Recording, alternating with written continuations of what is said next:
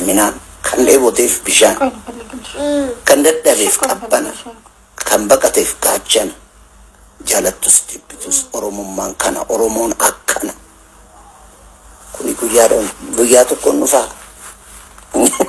Abjuun koo raawwate milkiin koo siin tole, dhahaan darbatames nan kaasne mogolee.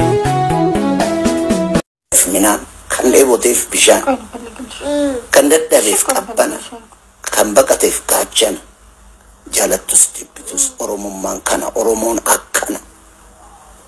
Kuni guyyaa tokkoon dhufaa. Kuni guyyaa tokkoon dhufaa Rabbi isinitti agarsiisu. Maal balleessine afaanuma keenyaan haa dubbannu jedhan. Afaan keenya noo dubbannu nuti ummata keenya jibbiniiti miti. Wayi wanna seera ta'eef wanna biyya keessatti jiraateef wanna seera ta'eef akkanatti dubbachaa baane garuu ammas ulfinaa tunitti isinan jaaladhaa. Waaqayyo si wajjin haa ta'u, jaalala walii haa qabnu, tokko haa taanu, addaan hirachuun nama hubaa. Abbootiin keenya uumamaa kamaal jedhanii walii galan alaa galan jedhan. Walii galan yookaan immoo maal jedhu mammaaksa jira, mammaaksa baay'eetu jira. Harkisaniif uleen hin cittu. Harkisaniif uleen hin cittu. Yookaan immoo beekaa dubbiidhaan taphatu wallaalaa dubbiin taphattiinidha.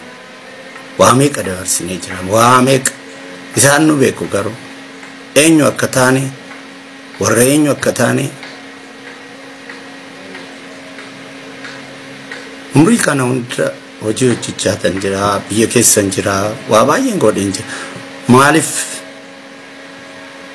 anani harka isaanii qabeetoo wannootti fidee hojii kana calqabsise amma yeroo ammaa kana bakkam ga'anii jiru naan jettanii isaan waaqarra jiru, ani garuu ammas lafa jiran jira. Waaqayyo galata haa ga'u, galata Rabbi, galata Waaqaa. Waa hunda dandeenye, waa hacuucaa meeqa dandeenye tarkaanfannee waan isaan godhan odoo laallu, odoo jibbinu lakki akkanan godhina, lakki akkanan ta'ina. Bulana wanti kun gulana akkam jedhee tanan sitti himamu. Kan nu beeku nu beeka garuu akkanan ta'inaadha. Maaliif wal hammatanii biyya tokko tokkummaa jettanii garuu tokkummaa jalatti tokkummaan dhugaa jira, tokkummaan sobaa jira. Soba tarree galchitanii tokkummaa jechuun eejoon nuun ga'u. Uummanni Oromoo kana barbaadaa, kana jibbaa. Karra saabanii hanbeeleef minaan, handheeboteef bishaan, handadhabeef qabbana, hanbaqateef gaachana ta'ee daara baasee ankanaan ga'e. Alagaa odoon jedhin, fedha odoon jedhin. Afaan bineensaati irraa ijoollee kaasee guddisee akka ijoollee ofiititti, akka ulmoo ofiititti na jalaan tuqina, kan akkanan godhina, kan isa tuqe, kana ija kiyya tuqe jedhee ijoollee guddifatan fudhatees ulfina kenne, kabaja kenne, uummannis na haa kabaju, na jaalannaan ilmoo lafaa kaasee guddise kana akka kiyyaatitti na jaaladha. Na jibbinaan biyya dhiiseetan isinii baay'ee. Waa baay'eetu jira garuu. Waa baay'eetu jira.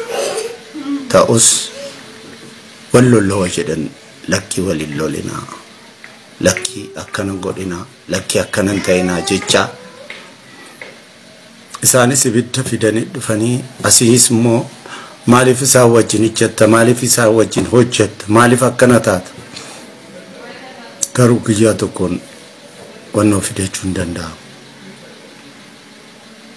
Kanaaf kana gochaa jira ammas warri hin beekne beeka.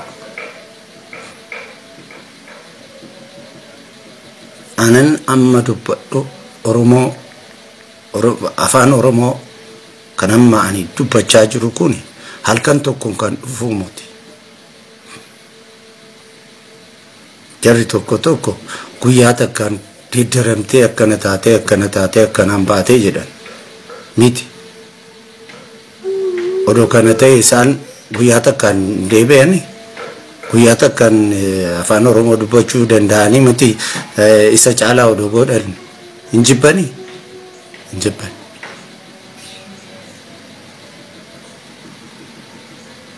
Garuu biyya dagaagsuudhaaf uummanni Oromoo tokko haa ta'u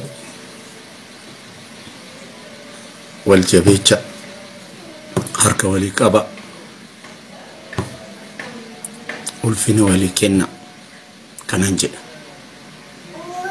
Afaan Amaaraa dubbachaa ta'an godhe ana duwwaa odoon ta'in nama baay'ee dubbata kun ammeenya hin qabu akka kiyyaatitti nu maal jibbinaa wal qixxee haa ta'an hoo jedhanii hin taa'u nuti